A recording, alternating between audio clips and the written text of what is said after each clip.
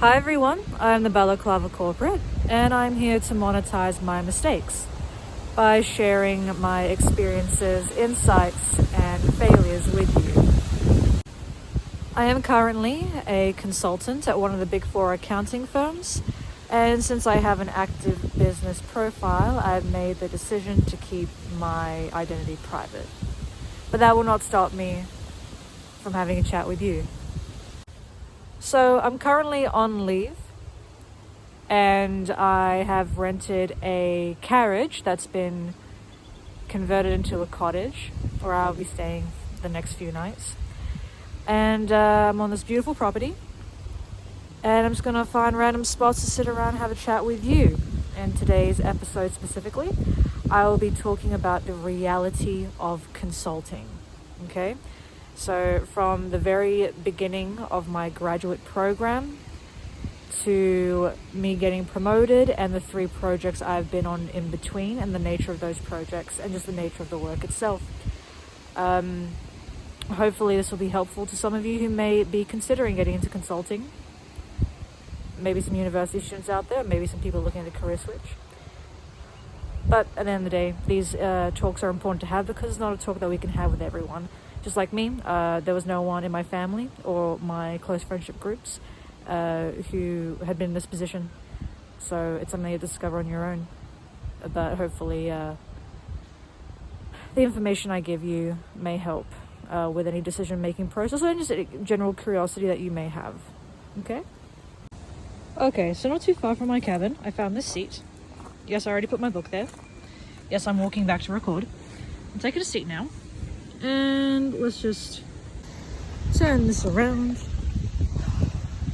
So I got my little book here. And the reason why I have my book here is because if anyone actually sees me, I don't want them to think I'm a creeper with a phone. I want them to think that I'm a regular person doing something like, writing. You like my puffer jacket? It's great. All right, let's start off. So basically, hopefully to them it looks like I'm just like FaceTiming a relative or something, because I don't want them, I have my phone facing towards somebody else's cottage right now. I don't want them to think that I'm like recording them or some shit. But, oh well, they have a problem. Australians aren't, they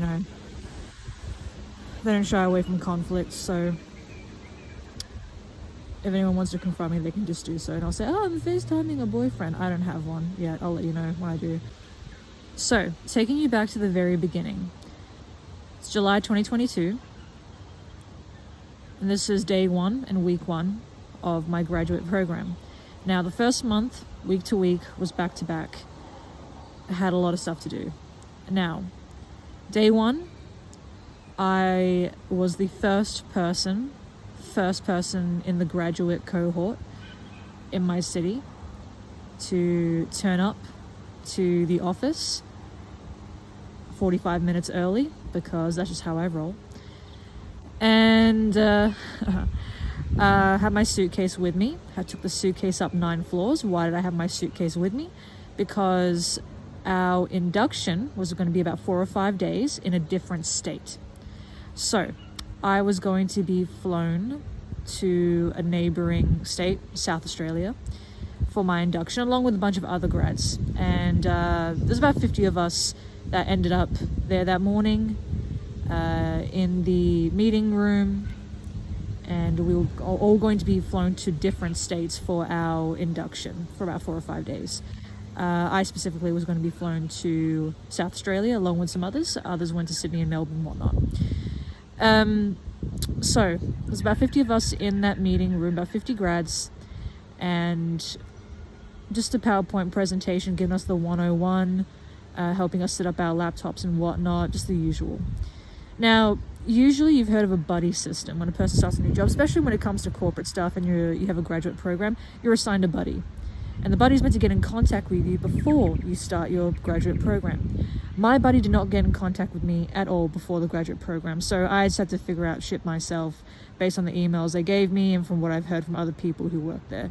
Luckily, I had 2 friends who worked there. No, they did not work in consulting. One was in advisory, one was in auditing, but still, it helps just to kind of calm the nerves when they tell you, don't worry about it. There's no expectations on you, you're just a grad, don't worry about it. Anyway, So the buddy didn't message me at all before I started. And apparently they did message me on the day saying, oh, I'll come around 3 p.m. to collect you and take you on a tour. Little do they know, sweetheart, I'm getting on a shuttle to go to the airport at 3 p.m. because I'm going to a different state. They didn't know that. As you can see, lines of communication are fantastic in these scenarios. Anyway, so I get on a shuttle, I get on the plane, I go off to South Australia. I'm there with a bunch of people in my business unit who are not actually people that I'm going to work with or work in the same building with, because they may be in the same business unit as me, but they're in a different state. Okay? So I spent 4 days in Induction getting to know people, networking and building rapport with people that I was going to be thousands of kilometers away from and pretty much never speak to. So that really bothered me. I was like, if we're going to spend 4 or 5 days networking, building rapport, it should be with people that I'm actually going to work with. You should have let me stay in my state where I got to work with my team, the people who are in my office, as opposed to taking me to a different state to interact with people in my business unit, but who operate in a different geographical location. I thought that was really annoying and a waste of my time, to be quite honest. Sounds kind of ungrateful, but at the end of the day, you want to be able to do your job well, and you want to be able to get along with the people that you actually work with and who you actually are in the same vicinity as. Not some kids who you're probably never going to talk to or never have a project with. Anyway, there was only 2 girls with me who were from my state, and they were in a different business unit. So even though, yeah, I might see you around the office, we're never going to work together because we don't do the same projects. We're not part of the same team. Anyway, so it was 4 days of 4 days of getting to know people that I'm never going to actually work with or be in the same office with. And 4 days of, general workshop, problem solving, know your business type personality. I apparently am what the hell am I? I'm an integrator and a guardian? Whatever, I don't give a shit. Anyway, once those 4 days were over, I fly back to my state. And that's when I actually meet my actual team in my city's office for the first time in person. So this is week 2, and now I finally get to meet the people that that are part of my team, my business unit, in the same geographical location. So I talked to my director, and I talked to my buddy. Now the buddy is a guy who's a consultant. He's never been a graduate before. He's been a consultant there for about a year. So already there's a disconnect because he has not been in the same position as me. Usually a buddy is a graduate, or a graduate just turned a consultant who they pair off with a graduate. So you can tell them exactly what they can expect. But this guy couldn't tell me that because he hasn't been a graduate at this company before. He was, he was a professional hire, not a graduate hire. And so even just doing an induction, wasn't something he was a part of. Doing an induction for a graduate, he had no idea about that because he'd never been through it. Even flying interstate like I did couldn't help me out when it came to, handling my Amex or tickets because he's never had to do that himself. So that was fantastic. Anyway. So after I had a chat with him, he was a nice guy though, always there to help when I needed it. Funny guy too, easy to talk to, blah, blah. I'm just saying, you should pair up a grad with a buddy who's also been a grad. But then I found out why they couldn't do that. The reason was of how small our team was in our city. It was a team of about 6 or 8 people. I was the only female on the team, and I was also the only graduate on the team. I was the only graduate in that business unit in my entire state for that intake and in that team period. And that sucked. So not the best foundation, I suppose, but it is what it is. What are you going to do? There was one silver lining. Apart from myself, it was only me and one other guy in that team under the age of 25. Everybody else was above the age of 25, and basically the standard stereotype or the standard archetype for our team was a 40-plus-year-old accounting dad. Shout out to them though, they're great.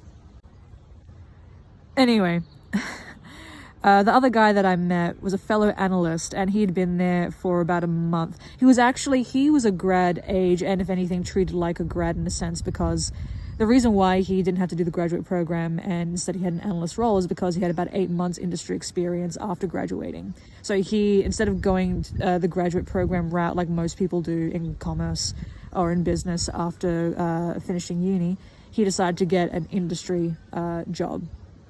Just in something about accounting, payroll, books, whatever. But he did 8 months of that. So when he applied for our company, he got an analyst role, which is only slightly above a grad. They're actually pretty much the same. He only got, I think, maybe $2,000 more than me per year in terms of salary. So it's not that different in responsibility or money. But him and I were both grateful that there was another younger person on the team. Because he had, spent a month just kind of, in his cubicle in his corner doing training work. So now it was nice to have someone that you could actually relate with. And it was a relief for me as well. Shout out to that guy, you know who he is. Then I had a chat with my director. I'll be real with you. The guy wasn't the most enthusiastic person. See, I have two directors. The director who interviewed me, who was a super smiley, happy guy. Love that guy. Still love that guy. And then this director, I don't know. Maybe I caught him on a tiring day. He was just telling me about the expectations of the role, taking me through the formalities and being very formal as well. Saying what the expectations were, how you actually get promoted, etc., etc. Not the warmest conversation or the warmest personality, but hey, that's just work. I'm not here to be everyone's best friend, but it is what it is. And so that was week 2, actually getting introduced to everyone. And basically, because you're not on a project, you're not billable. There's billable and non-billable. Non-billable is when you're doing, say, proposal work, bid work, or business development work, which is just, random tasks and whatnot.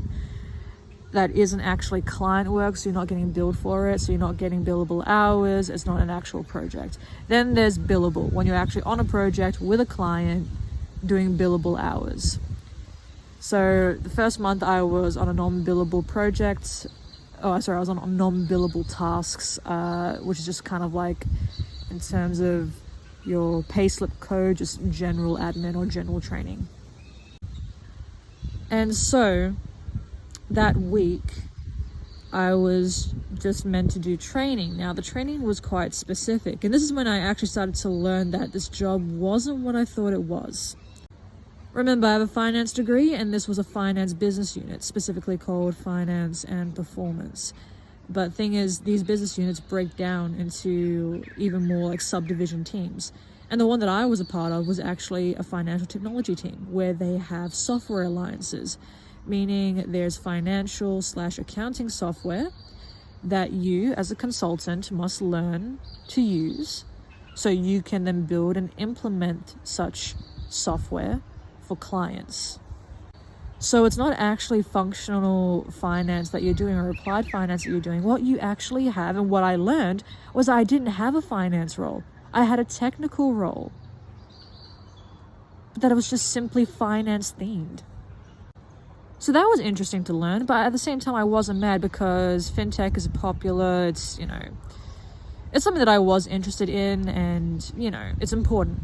But to know that it's one thing to not even be doing proper finance, but it almost felt like I wasn't even doing proper consulting. To me, consulting felt like, it's meant to be more personable. You sit down with a client, you really understand their issue, and then you come up with a dynamic, custom-made solution for their problem.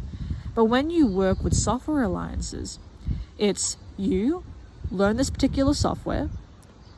And just to name a few, not that I'm not saying that I use these, I'm just naming a few. For example, you have Salesforce, you have Oracle, you have Anaplan, you have Microsoft Dynamics, you have OneStream. These are examples of such applications. And what you do is you get trained in them, like, the formal training that's actually conducted by the company, and it's online for the most part. And then you will be put on a project with clients who need an upgrade in their accounting or finance software. And you would have had your directors and partners sell them this software, sell the idea, tell them that this software is great, and now you're just going to implement it. And that's about it. Of course, there's a lot involved, but that's the very nature of, see how I thought it would be dynamic, like we understand what they need, what they want, and then we go out and we find a software or a tool or a system that suits them. But no, we have ready-made solutions. And so now we're just going to fit that into their problem. So it's like, those toys that babies have where it's like the mold of a shape, like a square, triangle, circle, and the kid has to fit the cylinder in the circle, or the star in the star mold, the rectangular shape into the square. It's kind of like that, right? Except with us, we got a ready-made solution. We have a ready-made square, and we don't care if your particular form is a star or a triangle. We're going to fit the square in it. That's what it felt like. I didn't really feel like consulting, because it didn't really feel like I was consulting. It felt like I've been trained up on this software, and my directors and partners have already found a client that need an accounting software upgrade, and they have convinced them that our software that we have alliances with said software companies, they've convinced them that this is the best choice. Maybe, may not be, but I guess if it ticks most of the boxes, who gives a shit, right? And so that's what I spent my second week doing. I was going through the modules of a accounting/finance software application, which I hated. It's like, you know how a lot of companies out there, a lot of software companies are trying to replace Excel? They're trying to give a better, more fluid, more user-friendly version of Excel. I'm like, I'm sorry, sweetheart, Excel is king. You have to be user-friendly to level 1,000 in order to take over Excel. I'm not saying there's not a company out there that can do it, but whatever, most of them ain't it. Anyways, that's what I spent a week learning. This particular, let's just call it software A.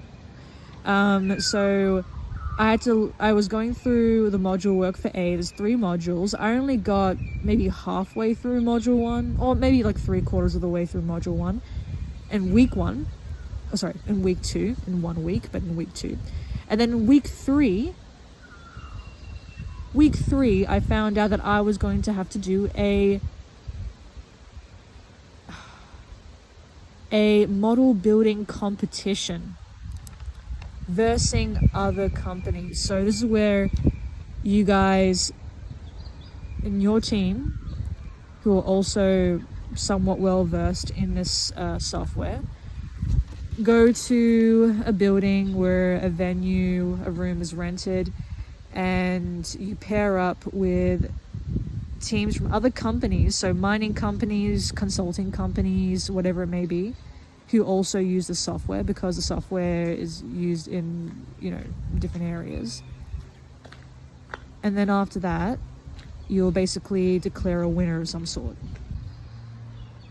Pardon me, I had to stop recording because a lady walked past me and she gave me a look, and I'm like, yeah, I'm wearing a balaclava, sweetheart, get over it.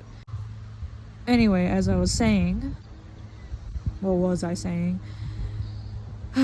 Yeah, I was saying that you have to go to a venue, pair up with people from neighboring companies, build a model, and then present it, and then a winner is declared to have the best model. And I remember crying because thinking, I'm nowhere near prepared to create a model, let alone at a competitive level against people. But thing is, this is where people don't actually tell you shit, you know what I mean? They don't tell you what's expected and what's not expected. And I'm the kind of person, I hate looking like a beginner, and I want to be impressive. And I just assume responsibility. That's my nature. So I was crying thinking, what the hell am I going to do? I'm not prepared for this. The following Monday comes though. I'm there with a fellow analyst of mine and a couple other people from our company. We pair up with a couple of others from neighboring companies just to form our team. Luckily, the 2 people we paired up with were super well versed and pretty much did all the work. So I panicked for nothing. But still, it's like, oh shit, if someone had told me that there wasn't any major expectation, then I probably would have panicked in the first place. But anyway, so basically these 2 people from a different company carried this work. They pretty much built the model. They also were the ones that presented it. So me and my homie from our company just kind of hung back. I mean, that being said, they were more experienced seniors, but I mean, like good on them. I'm so glad that we got paired up with them. I was so grateful. Like, it was such a relief. I'm like, thank fuck, because I don't know how to do a damn thing. Luckily, these people do, and they carried it from there. And then that was over. The day was over, and I got to go home. So after that hackathon was done, that's a Monday, by the way. Tuesday, just regular training, back in the office. And then the following 3 days, I was sent to a training conference at a hotel. Not overnight, though. It was just a function room that was held in the hotel. So I went there each day as opposed to the office. So I was at this hotel for 3 days in a function room, kind of like a classroom setup, where we were going to be taken through module 3. For me, it was like, well, damn. I mean, I haven't even completed module 1. Now I'm going to cover module 3 content, but who cares? It was just about getting it done. And it was nice, I got to interact with a lot of people. I guess it's like a networking opportunity, and, food's catered, so I'll take it.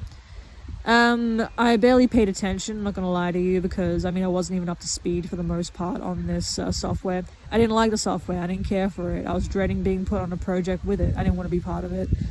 But I just, I made sure I contributed to the team, interacted, spoke up, and did enough of that, and that was fine. So 3 days were over, and that was week 3 covered. Now, at the end of week 3, literally the Friday, I find out that I'm going to be put on my first project. Exciting, baby. And now this first project was what I was going to start in my 4th week. And it was a current analysis project. So you get a client and you conduct current analysis, which is really very much the intro stage of a project, where you're gathering documentation, you're having daily workshops with the client, and understanding what their business does, where their business gets their money, etc., etc.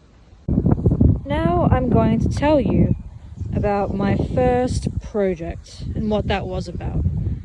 Don't mind me just walking on some cut trunks. Oh, look. Is that sheep I see? Oh, yes, indeedy. All lined up and staring at me. So, week 4, first project. A current state analysis project for a government regulatory body, analyzing their cost recovery method. Now, in layman's term, current state analysis is just that, analyzing their current state. And in regards to cost recovery methodology, it's just looking at how a business recovers their costs. In other words, what a business is spending their money on and how a business is gaining their revenue. So, cost recovery. You have costs of the business, as in expenditure, and then we're looking at how that business gains revenue to cover said costs. Now, this is very much important for government bodies, because at the end of the day, these are non-for-profit organizations. You can't be making any profit, and therefore it's a responsibility of the government and these regulatory bodies to make sure they're not wasting taxpayer money. So they have to make sure their cost recovery methods are in fact efficient. So that's what my first project was. Now, in terms of the actual objective of the project, it was looking at all the documentation of the business, especially in terms of their financial statements and whatnot, understanding the service they provide, how they get their money, and what they're spending their money on in terms of, resources, equipment, and whatnot. So again, looking at where they have to spend their money on, what they actually do, and then how they get that money back, and if they're getting their money back effectively. Now, this involved, because again, I'm just a grad, and I'm just with my fellow analyst and with a project manager. My arm was getting tired, so now I'm resting up against the fence. So, now that you have a bit of an idea of the objective of the project and what was involved, or what the purpose was, now I'm going to take you over the reality of working with the people and what the day-to-day was. Now, it was a small team. Now remember, current state analysis is not a huge project. Current state analysis is very much the intro part to any project. It's building that foundation, getting that start, understanding the business, understanding all their details, numbers and whatnot, and then presenting those findings. And so again, just showing findings and analysis of their current state, how their business is currently operating, and identifying inefficiencies, opportunity for improvement, and what they also call gap analysis. So a gap between what they're doing and what they're supposed to be doing, so to speak. So that's basically what the purpose of the project was. Now I'm going to talk about how the project actually unfolded and what an absolute shit show it was. Now, it was a shit show, I'm going to be real, because of the project manager. Now, small team, me, a graduate, my homie M, who was an analyst, who had only been working there for a month and is practically a graduate himself, and this project manager, absolute poor communication, the type to throw you under the bus in front of the client, the type to not listen to you, the type to go back on his word every time and then tell you, no, that's not what I wanted, you did it wrong, despite us clarifying it, in writing as well. This is the first time I actually had to argue with a senior, like get heated and argue with a senior. M did the same. Luckily, M is way more assertive than me. And he said something finally. He said it to the directors in our daily meetings, like, hey, Balaclava and I are kind of lost. We're not getting a lot of direction because the project manager guy was not telling us what he needed us to do in terms of the content needed for decks and whatnot. And because that is basically what we were doing. You're looking through documentation, you're having discussions on the operations and numbers with the business, and you're meant to present those findings in a deck, confirm and clarify and question the client based on that. You do that over daily workshops for the first couple of weeks, and that's what we were doing. But hey, before we talked to the client, we talked to 2 other directors along with our senior project manager, and our director was not liking the slides. It's like, I hate how this looks, and you're not giving the right amount of information or enough information. And it's like, well, this is just simply a product of what our project manager approved of. Like, you can't tell us that we're not doing enough, we're not doing it properly when someone isn't actually giving us that adequate feedback. The takeaway being that your senior project manager... This boy just got a bit nervous because I'm wearing a balaclava, and he wasn't sure how to interact with me, so he barked at me. That's my book. But yeah, every day was just absolute full throttle. It was wake up and be at your desk at like 8 a.m., 8:30. And luckily, at this point, because of the nature of the work and how constant it was, both Em and I decided to work from home. Our company allows that. They're very flexible in that way. And so that made things easier, just because it meant that I could go straight from my bed to my desk, which is what I did. That was our day. Get up, make those changes to the slides, update those slides, have a meeting with the directors and the manager of the group in preparation for the client workshop. Have a client workshop. That could be 1 hour, 1.5 hours, 2 hours, doesn't matter.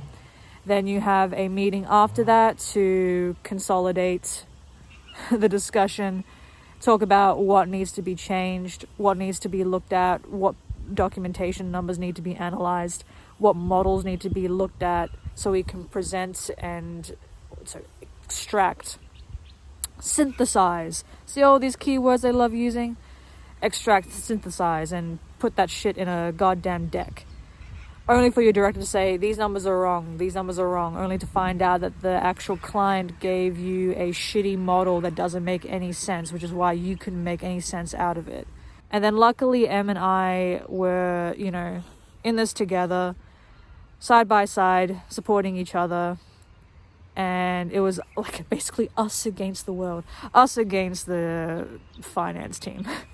Us against the clients. The whole thing was to conduct all these workshops, look at all these findings, synthesize all this information, analyze and clarify with the clients in terms of their expenses, their revenue, their cost recovery methodology, to see what's good, what's not, where are you losing money, where are the services you provide, where in the sense are you over providing, or your clients, as in the clients of the clients, are potentially not like ripping you off, but causing more costs to you.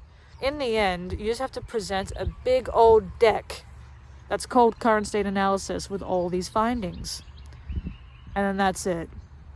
So you go through 6 weeks. It was a 6-week project.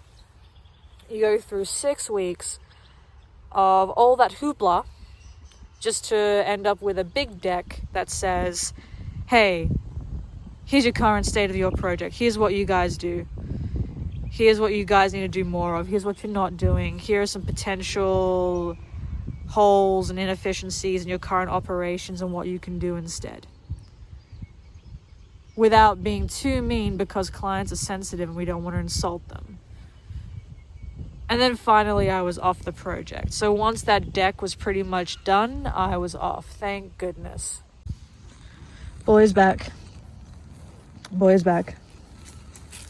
I think it's a boy. Is it a boy? Whatever, I made one friend here. So, my key takeaways from the project were, 1, I don't actually like my job. That stuff was so lame, so boring. I couldn't care less about it. I don't care about this cost recovery stuff. I thought I was doing... It's funny with that word finance, my friend. Finance can mean investment banking, it can mean stockbroking, it can mean trading, it can be hedge fund management. It can also just mean the accounting side of things. And that's what I discovered, that this type of finance I was in was the accounting side of things. What we were doing was management accounting. And I've always absolutely despised accounting. I thought it was the lamest shit anyone could ever do with their existence. This is when I realized I was actually in the wrong team doing the kind of work I never wanted to do. Accounting, dear God, I'd rather scoop up horse shit for a living. You see these damn freaking sheep? See these damn sheep? Wait, where do they go? Oh, never mind. Those are rocks. But I'd rather scoop up sheep shit for a living than do freaking accounting, bro. Come on. Anyway, so I realized I didn't like the work I was doing, and it's not the work that I wanted to continue doing. It was also my first glimpse into real office politics, people who were difficult to work with, people who didn't take accountability, people who didn't take leadership seriously. Leadership, man. Having respectable leadership is so important. To see people not actually take leadership or mentorship seriously when they have the role to do so and the responsibility to do so really pissed me off, especially when these companies are the ones who promote the living hell out of that. It's like, oh man. I mean, because everyone knows that when people say we're a family and the culture's weird, we all know it's bullshit, which is why when people say it, I like to think, people think you're bullshitting when you say it, so I like to think you're aware of that, so I like to think the fact that you're saying it means that you're being truthful. Nah. So that's when I started partner hunting. Because I so desperately wanted to go to a different team, different business unit. I'll tell you how that went in another episode. I'll call it the episode of me trying to escape. But right now I'll move on to what came after the project once I finished it. I full-on worded my book. It was kind of cool though.